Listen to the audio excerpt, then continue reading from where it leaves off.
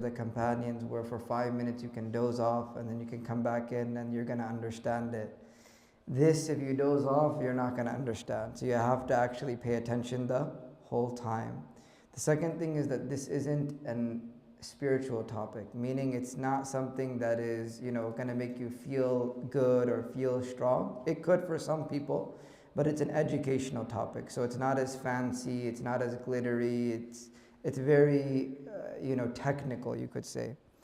Now, if we open the Mus'haf has virtues and it has rulings. The virtues are those things that inspire us, the rewards, the punishments, they keep us, at our feet. But the technical rulings are technical rulings at the end of the day. They are what they are. Now, the question comes is, why do these rules matter in the first place? The reason why they matter is because if a person, let's say the most righteous person in the world, he decides that I'm going to pray from Isha all the way till Fajr in the morning. I'm going to pray Qiyamul Layl all night long. And he prays Qiyamul Layl, he does long ruku', he does long sujood, he does every single thing. He recites the Quran with tadabbur, with tafakkur, he does everything. And then when Fajr time comes and somebody says, hey, did you have wudu before you prayed? He says, no, I didn't have wudu. Is any of that accepted? No, none of it is accepted. And so this is why the rules matter, right? Intentions, of course, matter, but rules also matter. The law also matters. So what is fiqh?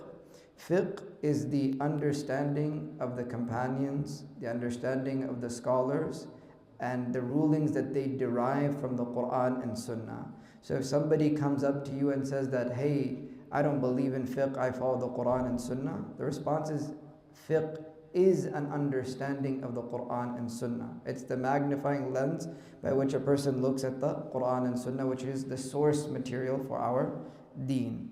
Now, when it comes to fiqh, like any other subject, it is, part of it is up to interpretation, part of it is up to understanding, and people, they differ in terms of how they look at things. And the reason for why there are differences of opinion, which the Prophet ﷺ told us is rahmah, is mercy, it's because sometimes a hadith, sometimes an ayah, might not be understood the same way. It might be ambiguous, it might be unclear, it might not be as explicit, and therefore the scholars, they come to different interpretations. One example is the word quru in the Quran. The word quru, it comes in Surah Al-Baqarah. To some of the scholars it means periods or menstruation. To other scholars it means the lack of menstruation or the lack of period.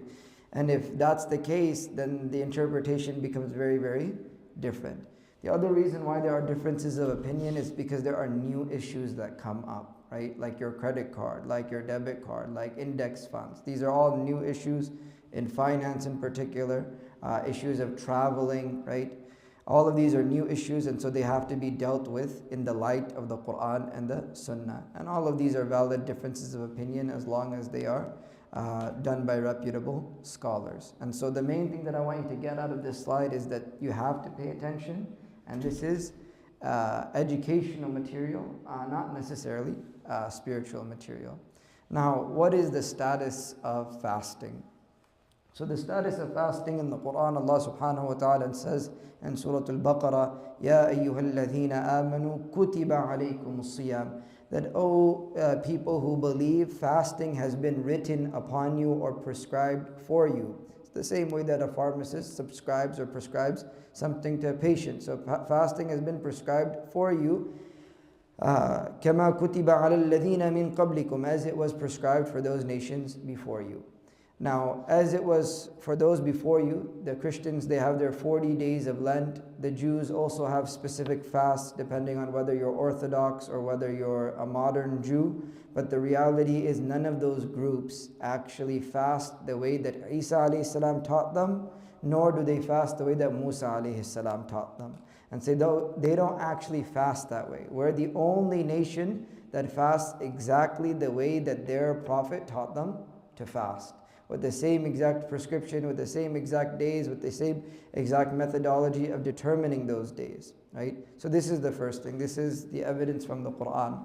As from the Sunnah, there's many hadith. One of those hadith is that the Prophet ﷺ was asked in Hadith Jibreel, where Jibreel came in the form of a man, and he said, "Akhbirni anil Islam, tell me about Islam." And from one of the answers that the Prophet ﷺ gave is that Islam means, shahada, it means salah, zakah, fasting, and hajj. And in another hadith, the Prophet ﷺ, he said that Islam is based off of 5 things, and it's the 5 major pillars that you and me know of. Now the last thing is ijma'. What is ijma'? Ijma' in Arabic comes from the word jama'a, which means to gather. Ijma' means for the scholars, particularly starting with the generation of the companions, to agree upon something, to have consensus upon something. Now, can everybody agree and have consensus on something that is false? No, that's not considered ijma' anymore. Ijma' has to have something from the Quran and Sunnah already existent for there to be ijma'. So for example, there are 2 hadith, right? There are 2 hadith, one says to go, one says to stop. If for some reason the Sahaba saw both of those hadith and they all agreed on the hadith that says to go, then there's ijma'. Then the rest of the ummah has to follow that ijma'. And so in this particular thing, there's ijma' that fasting is an obligation upon all of the Muslims. And so that's what ijma' means. Ijma' is always something that is on top of the Quran and Sunnah, in the sense that you cannot have ijma' unless you have the Quran and Sunnah as proof for it. Now, this is what we call the arkan of siyam, or the integrals of fasting. Meaning, if you don't do these 3 things, then you are not fasting. Right? These 3 things. Number 1 is you need an intention. When little kids are young, they're told, say, بِصَوْمٍ غَدٍ نَوَيْتْ, right?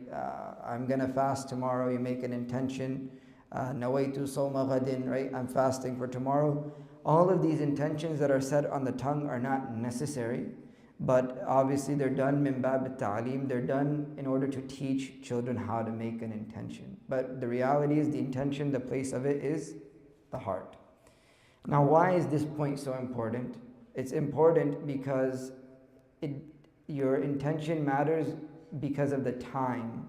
So if you make your intention in the wrong time, your fast might not count. Okay, I'll explain what that means.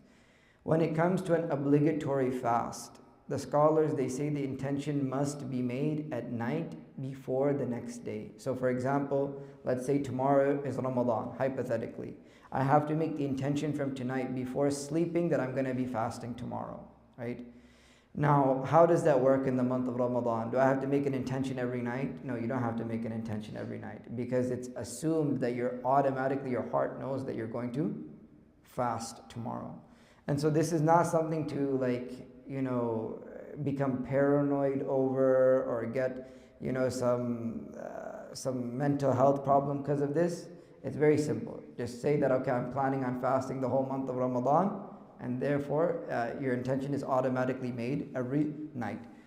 This is in regards to obligatory fasts. There are multiple types of obligatory fasts, Ramadan being the most obvious one. Another type of obligatory fast is if you make a promise, like an oath, a nadhr, and then you say that if this happens, then I'm going to fast 20 days. That's an obligatory fast as well, and the intention has to be made from night. Now, a nafil fast, the intention can be made at any time.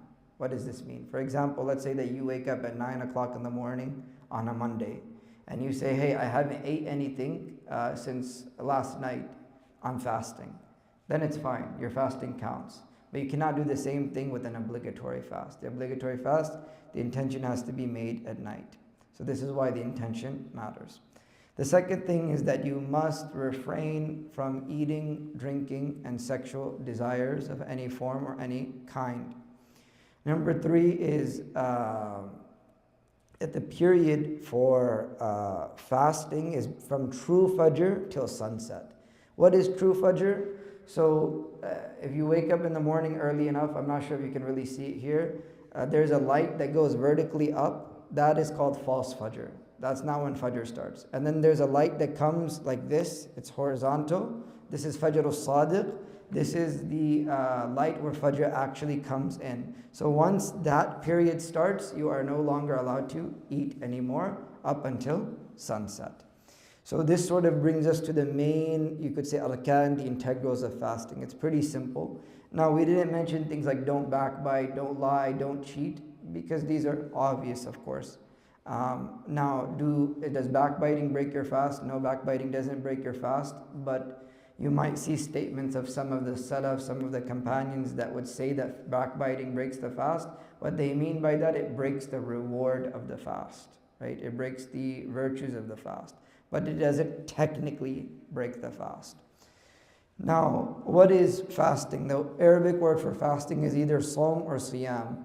Both of these words, they mean to abstain from something, to say that I'm going to stay away from this, right? Inni nadartu lirrahmani sawma. That Maryam alayhi salam, she said that indeed I take an oath to fast or to abstain lirrahmani sawma, for my Lord, right? So for her fasting was from speaking. She abstained from speaking. Now, you and me, our fasting, alhamdulillah, is a lot easier, which is that we don't have to abstain from speaking. We abstain from eating, drinking, and sexual intercourse from true dawn to sunset with an intention of fasting. So, if you're really looking at this definition, the reason why I put the definition after all of this stuff is so that you understand that within the definition itself are all of the points above, right? So, no eating, no drinking, no sexual desires, from true dawn to sunset with an intention of fasting. That's the definition of fasting. And so the definition tells us exactly what is required of us. Now, this part is the most important part. This is the part where I get all my questions from, if I do get questions. You have to know these terms. So I'm going to let you look at it for 1 second, and then I'm going to explain what they are. So the first term is qada. Qada, like the qada of salah, just means to make up a fast. Very simple, right? So if you make up a fast, this is qada. Kafara is a penalty, right? Just like when you go to Hajj, there's a kafara if you do something that you're not supposed to do. Then fidya in Arabic means sacrifice. It's a substitution payment. Now you're going to understand what these are as we go through them. So what is qada? Make up. What is kafara? It is a penalty, right? A fine for breaking a rule. Then fidya is a substitute payment, right? Okay, so I hope you have those mentally locked into your brain. Now, the question is, who has to fast in Ramadan? A Muslim has to fast in the month of Ramadan. A non-Muslim, their fast is neither correct nor an obligation upon them. And both of these points are important, right? Obviously, it's not an obligation because they're not Muslim, but it's also not correct, right? If your non-Muslim friend says, hey, I'm going to fast, and they're not rewarded for it, right? They're just starving themselves or depriving themselves, right? So you have to be Muslim. The second thing is that a person has to be an adult for it to be an obligation, right? So the first thing in the first line, you see how it says obligation nor correct? The second thing is that it's not an obligation if you're a child, but it is correct if you are a child. What does that mean? If your 9-year-old decides that, hey, I want to fast today, right? Then their fast is accepted if they do everything correctly, right? They get the reward for it. But is it an obligation? No, it's not an obligation. But it is highly encouraged for parents to encourage their children to fast. And obviously you should take what your doctor says into consideration depending on every kid's health. Some kids start as early as kindergarten and first grade. Some kids start at 8th grade. That just depends on the family dynamics. The earlier you start, the easier it gets for them to understand the value of it. But it should always come from them. And you can encourage them by having a half-day fast. You can encourage them by giving them a gift if they do the whole day, so that they sort of understand the value of fasting. Now, the third thing is that the person has to be mentally sound and sane. If they are not mentally sound and sane, they are not required to fast. Now, this next point is important. And unfortunately, I think all of you guys are healthy here, but those people that are not healthy, they never come to this type of program. And then they ask this question later, that do I have to fast if my doctor says not to fast? If you are not physically capable, right, you are not required to fast if you're not healthy. Now there's two types of sicknesses. There's what we call chronic sickness, right? Your doctor says, hey, if you fast, your health is going to deteriorate, something bad is going to happen to you, this is going to happen to your sugar, all of these different things. For this person, they have to give what's called a fidya, a substitute payment. A substitute payment. The fidya is the same exact amount here, like very close to the zakat al-fitr amount. So let's say, hypothetically, you cannot fast the month of Ramadan, you're the age of 90 years old. Right? You're 90 years old, you cannot fast anymore. You must pay fidya. How do you pay fidya? If the zakat al-fitr amount here hypothetically is $10 or $15 or whatever, you're going to take that number and multiply it by 30 days. So if it's $10, it's $300. If it's $15, it's $450, and that's it. Now, somebody comes and says, Sheikh, I can't fast, but I'm also poor at the same time. I can't afford to pay the fidya, right? Then that person, there's nothing on them. They don't have to worry about anything. That person is excused in the sight of Allah subhanahu wa ta'ala. Now, if you're temporarily sick, you get the flu, you get COVID-19, this person just has to do qada. They just have to make it up. There's no fidya, there's no kafara, there's no penalty, there's no substitute payment. There's just simply, I missed these fasts, I'm going to make them up after the month of Ramadan. So, number 1, Muslim. Number 2, an adult. Number 3, mentally sane. Number 4, healthy. Number 5 is you have to be a resident for it to be an obligation, meaning you have to be in your place of residence, right? Now, this one gets very tricky, right, for a lot of people, especially those that are college students. They'll say that, Sheikh, I live in Austin, but my parents live in Houston. When I go to Houston for one day, do I have to fast? Yes, you have to fast because you have 2 residences. You don't have 1 residence, you have 2 residences. Right? So you're not considered a traveler if you're going back to your parents' house. You have to pray full salah, you have to pray everything, right? Now, the traveler has a choice at the end of the day to fast. If you're traveling locally within the United States, then I would say fast. If you're traveling abroad, then I would say break your fast because it'll be very difficult for you to figure things out. But even then, if you say that, hey, I want to break my fast because I'm going to, let's say, Chicago or something like that, then you can break your fast. Why? Because the Prophet ﷺ, he said, there's a hadith, I can't remember the Arabic anymore, that there is no piety for the one who fasts when they're traveling, right? Now, this shouldn't be taken in a complete sense. You have to understand this context and the circumstances in which the Prophet said that. But generally, you have to be a resident for it to be an obligation. If you decide not to fast because you're traveling, then you just make it up later, right? And this is based off of the Quran. Then the last thing is that a woman has to be free from her menstruation or her postnatal bleeding. Menstruation is her monthly cycle. Postnatal bleeding is the bleeding that happens after childbirth. And she must make it up. And there's a little bit more details in this. We'll talk about that later. But these are essentially the main points. And these could also be applied to, by the way, salah as well, except the chronic sickness doesn't apply to salah. You still have to pray salah no matter what. Okay. The sunnahs of fasting. So there's a lot of sunnahs. If we try to do all the sunnahs of fasting, we'd be here for like 20 hours, but we'll do some of them. Number 1 is suhoor. The Prophet ﷺ, he said, تَسَحَّرُوا فَإِنَّ فِي السُّحُورِ بَرَكَةً. That take suhoor, for indeed in suhoor there is barakah. And if you ask those people that have memorized Quran in a short time, that when do you memorize Quran, they'll always tell you before the Fajr prayer. Right? Because that's when the memory is the strongest, the body is the most freshest. Most people that work out, Kobe Bryant used to work out at suhoor time actually, right? And so there's a lot of barakah in this specific time that Allah has placed. When does suhoor start? It starts at half night. Now what's half night? Half night is not 12 o'clock. A lot of people love to say half night is 12 o'clock. Half night is not 12 o'clock. Half night is between Maghrib and Fajr. So whatever, if Maghrib is, let's say, hypothetically, right here, it says 6:12, right? And Fajr is at 6:11, then you're going to look for the halfway point between that, which hypothetically is very close to 12 right now, but it could change, right? The point is that you always look between Maghrib and Isha for the halfway point. That's when suhoor technically starts. But the sunnah is to delay it, meaning to eat suhoor closest to the time of Fajr. Now, before we leave this point, there is a big controversy that a lot of people say that you can eat during the adhan of Fajr. You cannot eat during the adhan of Fajr. You cannot eat during the adhan of Fajr.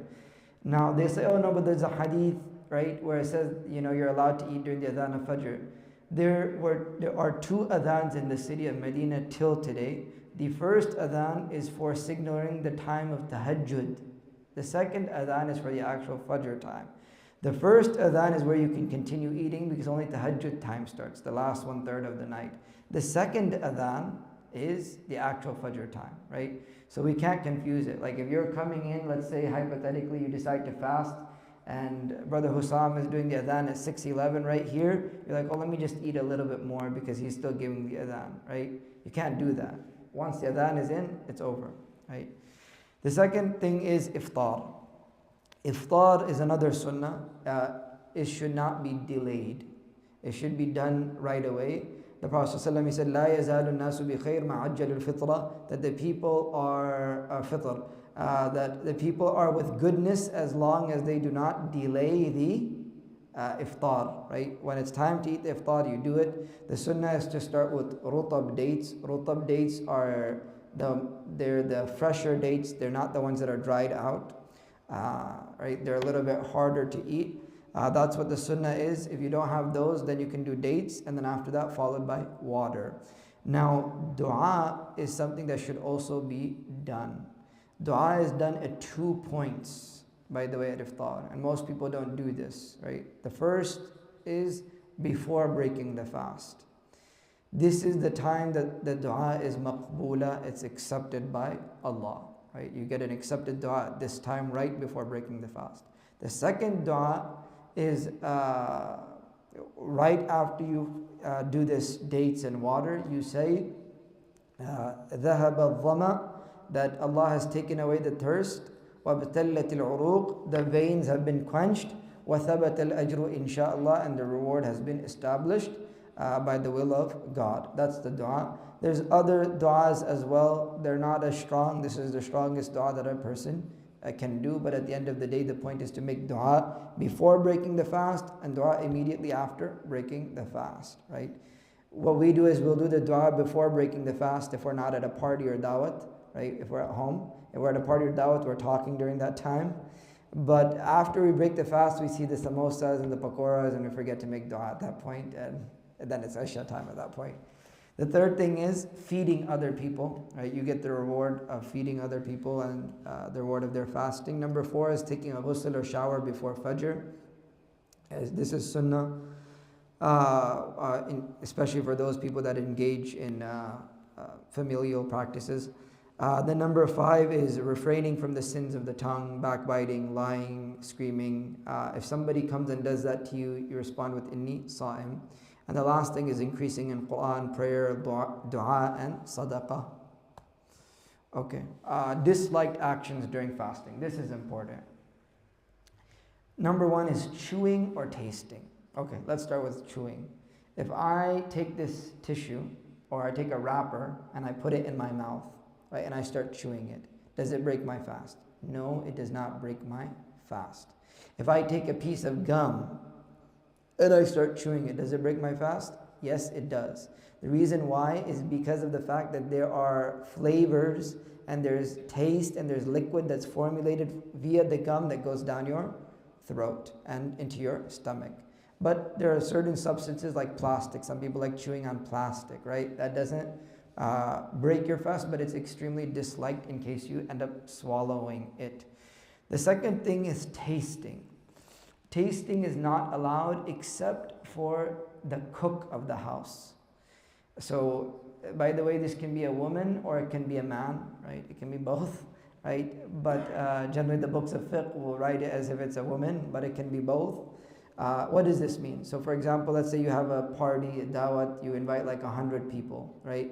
Now there's 5 minutes before iftar time, and you forgot whether you put salt in the curry or in the rice or something like that, and you're not sure whether you put salt or not.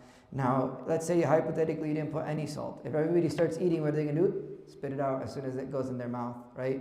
Or they're gonna complain, and it's gonna cause a lot of problems. So you as the cook, what you can do is you stick your tongue out, and then you put the food at the end of your tongue just to taste it, right?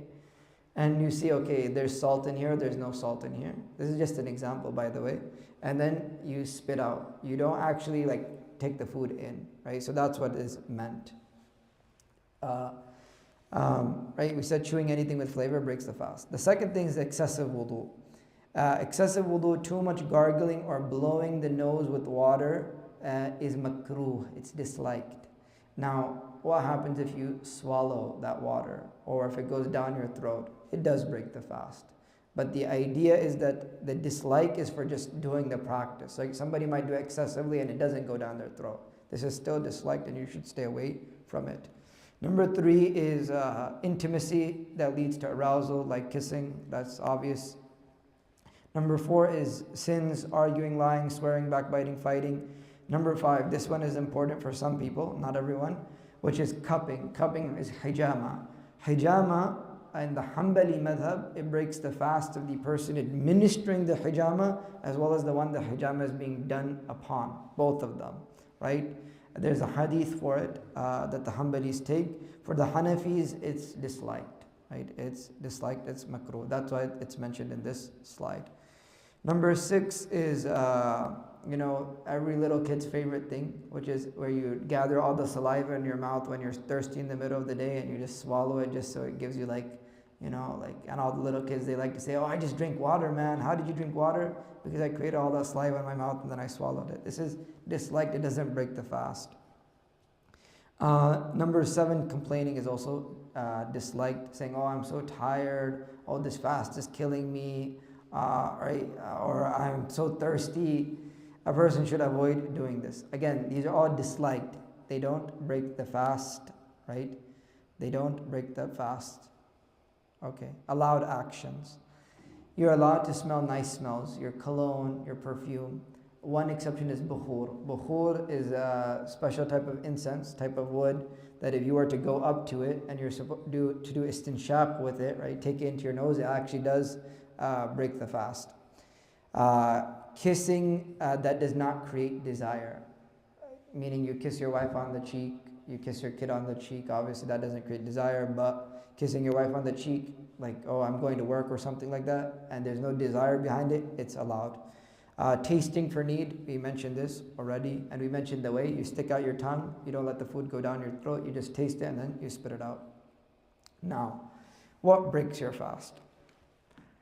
Anything that goes down your throat or stomach through the mouth or nose. You decide to go outside and take a rock and eat a rock, it's going to break your fast, okay? So anything that goes down into, from to your stomach, right, via your mouth or your nose.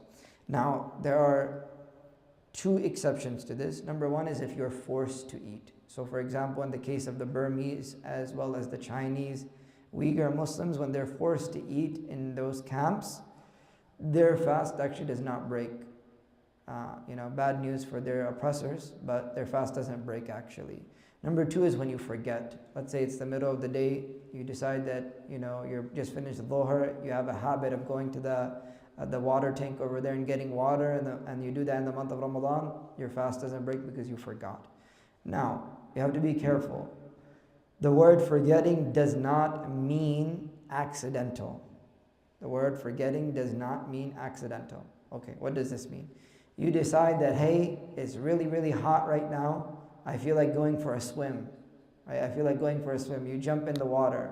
And your friend decides to put your head down in the water for a few seconds and you end up swallowing some water. Your fast does, that's a bad example because you were forced. But let's say that you're swimming and you get some water in your mouth, right? then this is an accident, it does break your fast, right? Or for example, you say I'm fasting and then you end up drinking water accidentally. It does break your fast. So just the scenarios are not very many, but that's one of the few scenarios that it can happen. Another accident is very simple when making wudu, right? For example, you're making wudu, you're doing a madmada, which is gargling in your mouth. If you do it too much and you end up swallowing water, that breaks your fast. You swallow mouthwash, that breaks your fast, right? You swallow toothpaste, that also breaks your fast, right? So number 2 is throwing up on purpose. Throwing up on purpose by taking your finger and putting it in your mouth, this breaks your fast. If you accidentally throw up, it does not break your fast. Sexual intercourse breaks the fast. Masturbation breaks the fast. An intention to break the fast also breaks the fast. Okay, let me give you an example. I decide that, hey, it's the month of Ramadan, right? I'm fasting. Let's say I decide to fast. It's an obligatory fast. Now, it's like maybe Asr time, right? Asr time, I say that, hey man, I'm traveling and I really cannot handle driving without any food. So let me eat. You don't have any food in the car. So where do you go? You go to your nearest gas station. You go to the gas station, it's owned by a Muslim, and he's like, I'm at iftar, sorry, my gas station is closed. So you can't get any food there. Then you go to the next gas station, and they say we're also closed. Now by the time you get to the next gas station, it's Maghrib time. Does your fast count or no? It doesn't count. The reason why it doesn't count is because you already made the intention to break the fast, right? So just because you didn't eat doesn't matter. It's because you made the intention to break the fast. And so let's say that, make it more clear. It's right now Maghrib is at 6:12, right? Let's say that at 5 o'clock you decide that, hey, I'm gonna break my fast. You go to the gas station, you get food and you eat, you break your fast, no problem. But let's say that it's 5 o'clock, you go to the first gas station, it's closed, then you have to drive to the next gas station, right? Now you get to the next gas station at 6:09 and they're also closed. Now you decide, okay, never mind, let me just finish the fast, there's only 3 minutes left. Your fast broke because you made the intention to break it. This is with an obligatory fast. With a nafil fast, it doesn't matter, right? And it goes back to you're able to make your intention anytime. Pre-seminal fluid, I don't have to explain that to anyone, inshallah, which is if it happens from looking at someone attractive, this doesn't break your fast, but from touching your spouse, inshallah only your spouse, this does break your fast, right? If there's desire, right? If there is desire. Okay, here is the important stuff. Okay. Qada and kafara. So qada, like we mentioned, is for everything that breaks your fast. So all of these things, they require qada, right? They all require qada. You're going to do qada regardless. Kafara, it depends. Kafara is the penalty, right? We mentioned the penalty before. In the Hanbali school of law, it only applies to sexual intercourse, right? It's because the ayat of Quran only mention it. It's because the ahadith only mentioned sexual intercourse. And so they go with the, you could say, the literal understanding of the Quran and hadith. And they say that only if you engage in sexual intercourse in the middle of the day do you give kafara. If somebody masturbates in the middle of the day, that's haram, by the way. But if you masturbate in the middle of the day, there's no kafara, by the way. There's just qada, right? You just make it up. But sexual intercourse in particular, there is kafara according to the Hanbali school of law. The second opinion, which is the Hanafi school of law, that this applies to sexual intercourse, food or drink. Why is the second opinion a lot more harsher, you could say more extreme in one sense? It's because the Hanafi scholars, they say that the same sort of factor is involved in eating and drinking and in sexual intercourse. What is that factor? That sexual intercourse and food and drink destroy the sanctity, the hurma of the month of Ramadan. And because you're destroying the hurma of the month of Ramadan, therefore you should be penalized for that, right? That's the logic by which the Hanafi school of law comes to its conclusion. It's not based off of hadith or Quran, but it's based off of sound reasoning. Now, whichever opinion you decide to take, that's fine. Now, what is the kafara? What is the penalty? The first penalty, and this is ala tartib, right? So, the first penalty is freeing a slave. We can't do that, so we go to the second thing, which is 60 continuous fasts for 60 days.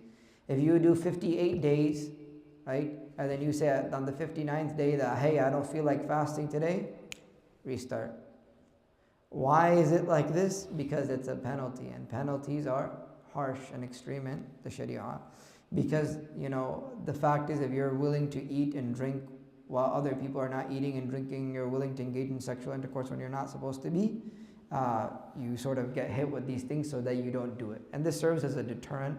The other thing is feeding 60 people, 60 poor people, and that is, again, the same amount of zakatul fitr, or one basic meal, so $10, $15, whatever it is, so it's 60 people. So if you have to do $10, that's going to end up being like $600.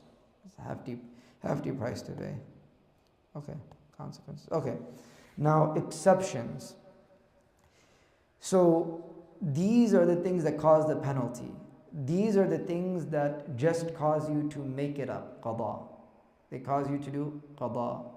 If you're traveling, you just make it up after the month of Ramadan. If you get sick, let me ask you, if you have a temporary sickness, is there qada, kafara, or fidya? Who wants to answer? Qada, only qada. If you have a chronic sickness, something that the doctor says, hey, you cannot fast anymore, what is there? Fidya, yeah, very simple. Pregnancy and a period postnatal, there is just qada, very simple, right? You cannot be like, oh, I don't feel like fasting, therefore I'm going to give fidya. Right? It doesn't work that way. You have to make it up after you're out of this period. Now, breastfeeding is an interesting issue. Breastfeeding, there are two opinions, and I wasn't able to, I guess I didn't put in which madhabs this is for, but breastfeeding, the first opinion is that there's just qada, which is pretty easy, it's nice. The second opinion is there's qada and fidya as well. I don't know the reasoning or the logic, so don't ask me, but obviously the first opinion is the easier of the two, and it's actually the stronger of the two. Okay, exceptions for fidya, right? Exemptions for fidya, not exceptions. Exemptions for fidya. When can you just do fidya where you don't have to do qada, you don't have to do kafara, you're just giving a substitution payment? Old age. And old age is not determined by you. You cannot be like, I'm 35, I feel old, therefore I'm not fasting anymore. No, you have to be recognized as old by a doctor, not a non-Muslim doctor. A Muslim doctor has to tell you that you are too old. If you come up to me and say, Sheikh, am I too old? I'll be like, I don't know, I'm not a Muslim doctor. Go find a Muslim doctor that will tell you. Number 2 is terminal illness, again, a Muslim doctor. Number 3 is chronic illness. Again, a Muslim doctor is the one that will do this. Now, which kind of Muslim doctor? The one that understands this whole PowerPoint. Okay, this is the one that a lot of people love to ask about.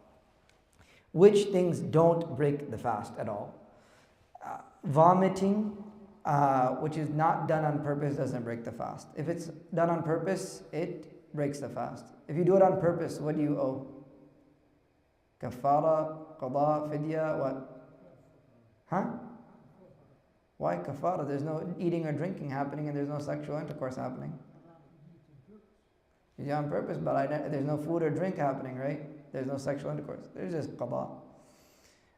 But if you're Hanafi, maybe you could say that there's, it could be on, you could end up having kafara. So, but I don't know, I haven't checked the madhab. The other thing is saliva. We mentioned that a kid collecting saliva in their mouth and swallowing it. What's the ruling on this? We mentioned it. Is it? It's makruh. Good. Nocturnal emission. Easier word for this is a wet dream. A wet dream does not break your fast. So, for example, you are, sleeping in the middle of the day and you have a wet dream. It doesn't break your fast. Forgetting also doesn't break your fast, eating or drinking. Accidentally, now this is the thing. Not accidentally refers to two specific things. It does not refer to water. If you accidentally drink water, your fast does break. And I gave you the example of making wudu, or the example of swimming in a swimming pool, right? If you accidentally drink water and you remember that you're fasting, your fast does break. But if you like say you decide that you want to drive with the car windows down or something like that, and a bug flies into your mouth and you end up swallowing it, it doesn't break your fast. If you end up swallowing some dust, you're in the desert, it doesn't break your fast either. Hygiene, all of these hygiene items also don't break your fast. Showering, miswak, oil, lotion, eyeliner, cologne, none of these break your fast. Medicinal things like injections, IV, insulin don't break your fast. The COVID vaccine also does not break your fast. Now, there are differences of opinion on eardrops and eye drops. The reason why there are differences of opinion is because you can apply eardrops and eye drops in a way that it actually doesn't reach the throat or go down to your stomach if you apply them properly. If you don't apply them properly, they can, and because of this, the scholars, they differ. Those scholars that say that it doesn't break the fast, they say the amount is so negligent, it's so little, that even if it does reach the throat, it doesn't matter. Now, one thing that a lot of people ask, especially parents, about their own kids is an inhaler. Does an inhaler break a fast? The inhaler is compressed gas. It goes into the lungs. It doesn't go into the stomach. So it does not break the fast. Nose drops, that almost always for people goes into the throat. So I would avoid nose drops unless you have to, unless you're doing it before Fajr or after Fajr. That's why I didn't mention it here. But generally these are the things that do not break the fast. And that's the end of the PowerPoint, inshallah. Any questions, concerns?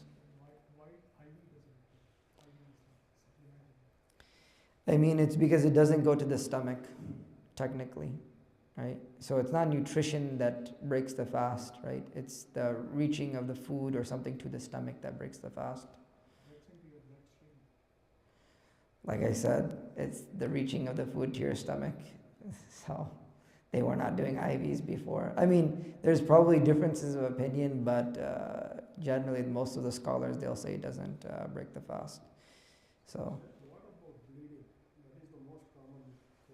Bleeding? Why would bleeding break the fast?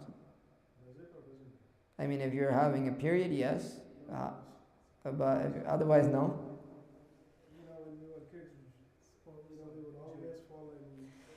So, the bleeding is, the Hanafi school of law, bleeding breaks your wudu, right? If the blood moves from the original place of the wound. So, for example, let's say that your wound is this size, right? And you fall. If the blood spreads to like this area or further area of the wound, then in the Hanafi school of law, your wudu breaks. But in the other schools of law, your wudu does not break, right? But that has nothing to do with fasting, that has to do with salah, right? So I hope that makes sense.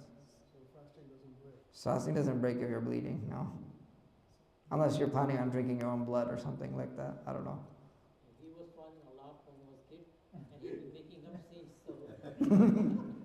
He's just joking.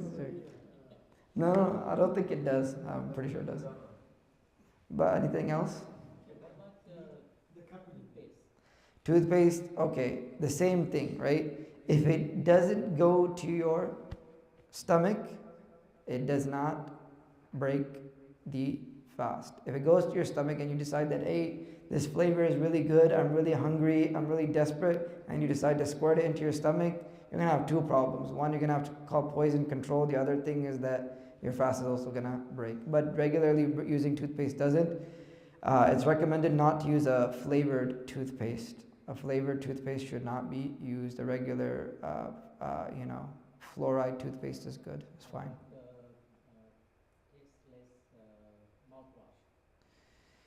Again, same thing. It's the max of the ruling could be disliked in case you swallow, but it just depends on how you're using it in your mouth, right? But I would stay away from like the flavored Listerine and all of these different things, and also you should stay away from Listerine if it has alcohol in it, anyways. So. How about the niyyah? Can it be one niyyah for the whole Ramadan? Yeah, so generally, so the niyyah thing, you don't want to complicate it, right? The only reason why the fuqaha complicate it is because people will ask them specific scenarios and questions, and so they complicate it. But in general, most of us, like when the first night of Ramadan comes, right? The first Tarawih comes, like I know I'm going to be fasting the whole month, right? So I don't have to like actively be like, okay, now is night 11, tomorrow I have to fast, therefore I make the niyyah in my heart. You don't have to do that because you know you're going to fast the whole month. So one major niyyah suffices, inshallah. It's not complicated the way that we're thinking that it is, that I have to sit down and write it down or say it or something. No, it's not like that. But the only thing that is complicated is that if you decide to randomly fast in the middle of the day and you never actually intended to fast. And generally in Ramadan, it's really, this doesn't really apply that much to Ramadan. It applies more to like when you make a nadhr, like a vow, right? Like you say that if the Lakers win tomorrow or something like that, I'm going to fast for 12 days. It's a dumb reason to fast, but you make that promise, right? And once you make that oath, that nadhr, then you have to fast, right? It's an obligatory fast. And you cannot make the intention from the daytime, you have to make it from nighttime, right? And that intention you're going to end up having to make every single day or something like that, right? Because you're not going to remember unless you make an intention every day. Ramadan is a built-in, right, reminder. Everybody's fasting around you. Okay. Anything else? You're a big Lakers fan, right? That's two Lakers references. Not anymore, but yeah. So how about flossing? Flossing does not break your fast, no. On the pre-seminal fluid, what did you say? Did it break your fast or did it? Let's go back. So pre-seminal fluid, from looking, right? Let's say that, again, there's no haya in terms of learning the deen, okay? So there's no, like, when it comes to talking about these issues, there's no haya. Let's say a young man, 16-year-old, is scrolling through TikTok or Instagram or watching something that he shouldn't be watching on his phone, right? And he gets excited, right? Just from looking, this does not break your fast. It does break your wudu, by the way. And if you get any of that pre-seminal fluid on your clothes, you have to wash those clothes as well, right? So that's a separate issue. It has nothing to do with fasting, but it has to do with tahara. But no ghusl is required, of course, just wudu and cleaning the cloth. Now from touching, let's say that you are with your spouse, right? And you don't get to the level of intercourse, right? You don't get to the level of penetration or something like that, but you're just touching and pre-seminal fluid comes out. This does break the fast, right? So this is, right? Huh? There's probably not ijma' on that, but everything I'm explaining to you is mostly from the Hanbali school of law, so just letting you know. But yeah, so.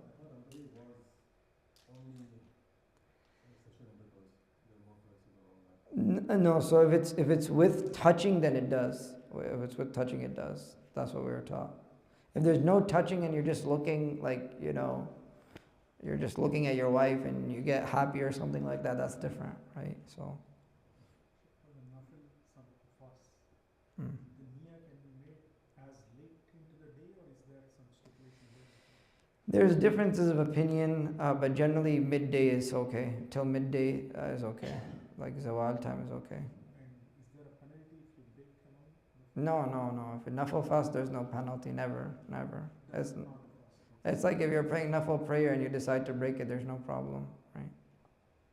If you're making a qada fast in the month of Shawwal, and if you fast 6 days, do we get the reward for Shawwal also? I don't know. I don't know. You're making I don't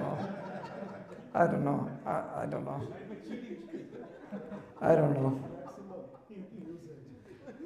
I don't have an answer, but I'm inclined to say I don't think, I think the intentions would differ, right? Because one is a sunnah fast and one is a wajib, obligatory fast, but I don't know the answer. Anything else? Can you get a haircut during fasting? Yeah, haircut is fine. Yeah, no problem, inshallah, with haircut. As long as you're not eating your hair after or something like that. No, in India we were prevented from hair cutting, cutting your nails, bleeding, all these things were That has to do more with if you're going to be doing the udhiyah, the sacrifice, or if you're a hajj. Those are the, or like umrah or something, but not for, huh? Yeah, yeah, yeah. This is more of a cultural thing. Yeah. I mean, it's, yeah, it doesn't. It's not, Islam is not that hard. It's not that hard. So, anything else, or that's it? And you said, Sheikh, this is most likely the opinion because of the Hanbali. Hanbali.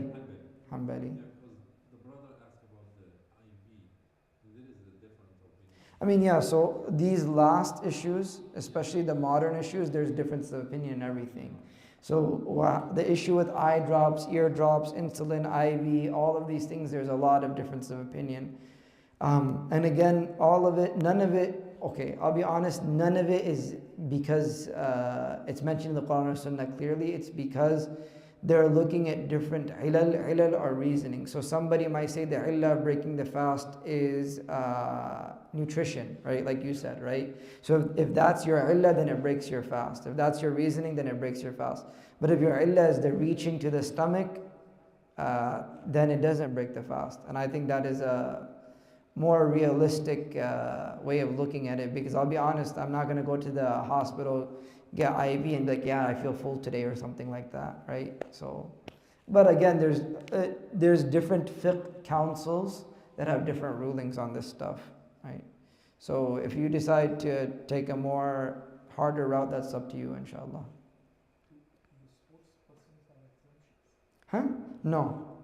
This is like every year, like, Sheikh, I have my SAT exam today. Can I eat before I go to my SAT exam? Oh, I have a basketball game today. Can I take like a little bit of water? No, you cannot do that. Right? So, no SAT, don't take SAT and ACT in Ramadan on purpose. Right? So, your medical school, you'll still get in, inshallah. So. We have to wait for the adhan to be complete before we fast, right? No. The beginning, just the beginning of the adhan. If you like, if you know, some of the people that give adhan here, they take 6 minutes of my Jummah khutbah time. So, you know, if we're waiting for those people, you're going to be waiting for a long time to eat. So, but yeah. So people actually wait 3 minutes because No. that's how much the sun takes for the whole sun to go down the horizon. So I don't know. during the sunset time, that 3 minutes. I don't know. I don't think you should do that. Khair. That's what they do. I don't know. Jazakallah khairan. Assalamu alaikum wa rahmatullahi wa barakatuh. Subhanakallah wa bihamdika.